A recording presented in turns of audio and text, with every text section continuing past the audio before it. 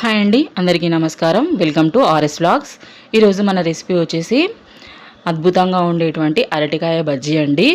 Snacks టైంలో కానీ tea తాగుతూ అలా పక్కన నంచుకోవడానికి అరటికాయ బజ్జీలు చాలా బాగుంటాయండి. పిల్లలకి స్నాక్స్ బాక్స్లో కూడా అరటికాయ బజ్జీ బాగుంటుంది. పప్పుచారులోకి కూడా ఈ అరటికాయ బజ్జీ అనేది బ్రహ్మాండంగా ఉంటుంది. చాలా సులభంగా చేసుకోవచ్చండి అరటికాయ బజ్జీని. ప్రాసెస్లోకి వెళ్ళిపోదాం. ముందుగా ఒక పావు కిలో శనగపిండిని తీసుకొని దాన్ని చక్కగా జల్లించుకోవాలి. పొట్టు కానీ ఉంటే వెళ్ళిపోతుంది. ఇందులో 2 టేబుల్ స్పూన్ల బియ్యపిండిని వేస్తున్నానండి. బియ్యపిండి వేయడం వల్ల బజ్జీలు అనేవి కాస్త క్రిస్పీగా వస్తాయి. నచ్చని వాళ్ళు అవాయిడ్ చేసుకోవచ్చు. ఇందులో రుచికి సరిపడినంత ఉప్పు, నేను తీసుకున్న క్వాంటిటీకి 1 స్పూను ఉప్పు కరెక్ట్గా సరిపోయింది. 1 స్పూన్ కారము, అలాగే ఇందులో కాస్త 1 టేబుల్ స్పూన్ వాముని చేతులతో నలిచి ఇలా వేసుకుంటే అరుగుదల బాగుంటుంది. ఇందులో పావు చెంచా పసుపు కూడా యాడ్ చేస్తున్నాను. ఇప్పుడు ఇందులో ఒక 2 చిటికెళ్ళ వంట సోడా యాడ్ చేస్తున్నానండి. వంట సోడా వేయడం వల్ల బజ్జీలు చక్కగా పొంగుతాయి.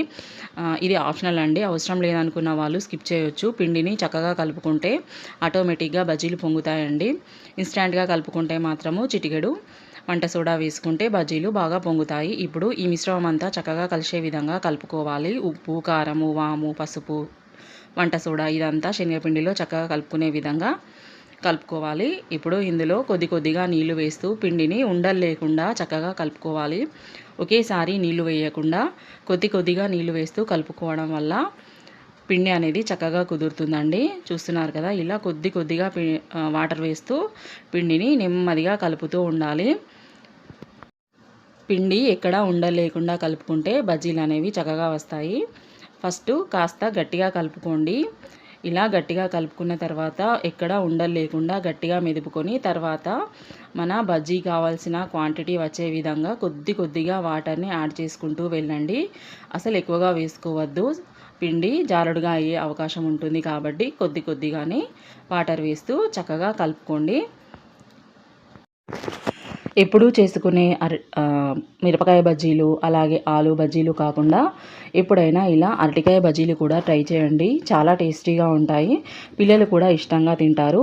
చూస్తున్నారు కదా, ఈ విధంగా కొద్దిగా వాటర్ వేస్తూ మన పిండి అనేది ఈ కన్సిస్టెన్సీలో ఉండే విధంగా చూసుకోండి. ఇలా మనము పిండిలో వేలు ముంచినప్పుడు మన చేతికి ఈ మందంలో అంటుకుంటే బజ్జీకి కూడా చక్కగా పిండి అనేది పట్టుకుంటుంది.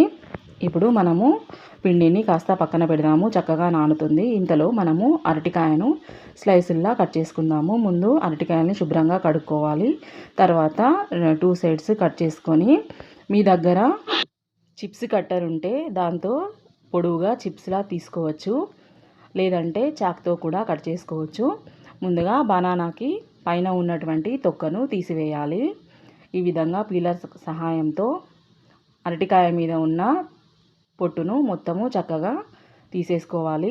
చేతులకు కాస్త ఆయిల్ రాసుకుంటే చేతులు నల్లబడకుండా ఉంటాయండి. ఎందుకంటే అరటికాయ కట్ చేసినప్పుడు అందులో ఉండేటువంటి రసం వల్ల మన చేతి అనేది నల్లగా అవుతుంది. అలా కాకుండా ఉండాలంటే చేతికి కాస్త ఆయిల్ అప్లై చేసుకోండి. లేదు జారుతుంది అనుకుంటే వెంటనే చేతులు కడుక్కుంటే సరిపోతుంది. ఇలా చిప్స్ కట్టర్ ఉంటే కనుక దానితో ఇలా ఈజీగా మనము చిప్స్ లాగా చేసుకోవచ్చండి. చిన్న చిప్స్ కావాలంటే అడ్డంగా కట్ చేసుకోండి. ఇలా పొడవుగా చిప్స్లా కావాలనుకుంటే మాత్రము ఇలా నిలువుగా గీరుకుంటే సరిపోతుంది. ఇది లేదు అనుకుంటే మాత్రము చాక్తో అయినా కూడా కట్ చేసుకోవచ్చు. నేను ఒక బనానాని చాక్తో కట్ చేశాను, ఒక బనానాని ఈ విధంగా కట్ చేశాను. చూస్తున్నారు కదా, చేతి మాత్రం జాగ్రత్తగా పట్టుకోండి, స్లిప్ అయితే మాత్రం కోసుకుపోయే ప్రమాదం ఉంటుంది. చూస్తున్నారు కదా, ఈ విధంగా సన్నటి స్లైసుల్లాగా వస్తాయి. అరటికాయ కూడా చక్కగా వేగిపోతుంది ఆయిల్లో. ఇంత సన్నగా ఉంటే ఇది చాక్తో కట్ చేసినటువంటి బనానా అండి, కాస్త మందంగా వస్తుంది. ఏవైనా పర్లేదండి, 2 రకాలుగా కూడా మనం కట్ చేసుకోవచ్చు. వీటిని మాత్రము ఒక వాటర్ బౌల్లో వేసుకుంటే నల్లగా కాకుండా ఉంటాయి. స్టవ్ పైన కడాయి పెట్టుకొని అందులో కాస్త ఆయిల్ వేసుకొని ఆయిల్ కాగిన తర్వాత ఇలా మన అరటికాయల్ని పిండిలో ముంచుకొని చక్కగా ఆయిల్లో వేసుకోవడమే. చూస్తున్నారు కదా ఎంత బాగా పొంగుతుందో. మనం పిండి చక్కగా కలుపుకోవాలి ఉండలు లేకుండా. అదేవిధంగా నానబెట్టాం కాబట్టి కొద్దిసేపు చక్కగా ఇలా పొంగుతాయి. అరటికాయ బజ్జీలు చూడండి ఎంత బాగా వస్తున్నాయో. ఈ బజ్జీలు ఉగ్గానిలోకి కూడా నంచుకోవచ్చండి. నేను ఆ రోజు యాక్చువల్గా ఈ బనానా బజ్జీ చేసిన తర్వాత ఉగ్గాని చేశాను. ఆ ఉగ్గాని రెసిపీ కూడా నేను త్వరలోనే పోస్ట్ చేస్తాను. ఈ రెండిటి కాంబినేషన్ చాలా బాగుంటుందండి. యాక్చువల్గా రాయలసీమ స్పెషల్ అయినటువంటి ఉగ్గాని బజ్జీకి మిర్చి బజ్జీ చేస్తారు. కానీ మిర్చి బజ్జీ పిల్లలు తినరని నేను ఈ విధంగా అరటికాయ బజ్జీ చేశానండి. చాలా అంటే చాలా సూపర్ టేస్టీగా వచ్చాయి. ఈ విధంగా మనం స్లైస్ చేసుకున్నటువంటి అరటికాయల్ని చక్కగా పిండిలో ముంచుకొని ఆయిల్లో వేసుకోవడమే. ఈజీగా చేసేసుకోవచ్చండి. 15 నిమిషాల్లో బజ్జీలు రెడీ అవుతాయి. ఎవరైనా గెస్ట్లు వచ్చినప్పుడు కూడా ఈజీగా ఈ విధంగా చేసేయచ్చు. ఒక్క అరటికాయ ఉన్నా సరిపోతుందండి. దాదాపు 10-12 బజ్జీల వరకు వస్తాయి మనకు. సాస్తో తిన్నా కూడా చాలా బాగుంటాయి. లేదంటే చాట్ మసాలా పైన చల్లుకున్నా బాగుంటుంది. ఇందులో స్టఫింగ్ కూడా వేసుకోవచ్చండి. పల్లీలు, ఉల్లిపాయలు, టమాటో, కొత్తిమీర వేసి ఈ బజ్జీని కట్ చేసుకొని లోపల మసాలాతో పాటు వేసుకుంటే అలా కూడా చాలా బాగుంటుందండి. ఈవినింగ్ స్నాక్స్ టైంలో చాలా చక్కగా ఉంటుంది. చూస్తున్నారు కదా మన బజ్జీలు ఎంత బాగా పొంగుతున్నాయో. పిండి చక్కగా కలుపుకుంటే ఈ విధంగా పొంగుతాయండి. చూస్తున్నారు కదా. మీకు కనుక ఈ రెసిపీ నచ్చినట్టయితే చక్కగా ఒక లైక్ ఇవ్వండి. అలాగే మీ ఇంట్లో కూడా ట్రై చేసి మీ పిల్లలకు మీ బంధువులకు చేసి పెడతారని ఆశిస్తున్నాను. నాకు ఖచ్చితంగా కామెంట్ బాక్స్లో షేర్ చేయండి. ఈ రెసిపీ మీకు ఎలా కుదిరిందో తప్పకుండా చెప్పండి. చూస్తున్నారా, ఒక 2 అరటికాయలకు మనకు ఇన్ని బజ్జీలు వచ్చాయి. ఆ రోజు చెప్పాను కదా నేను ఉగ్గాని చేశాను. దాంట్లోకి మాకు కరెక్ట్గా సరిపోయింది.